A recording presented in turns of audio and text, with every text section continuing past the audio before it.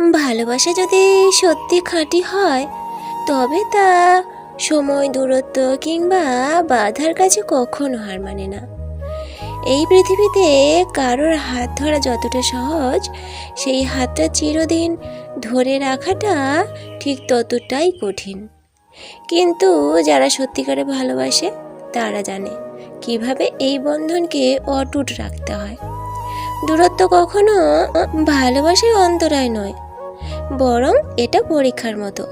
যাদের হৃদয় সত্যি একে অপরের জন্য, তারা দূরত্বকেও ভালোবাসার গল্পের অংশ বানিয়ে নেয়।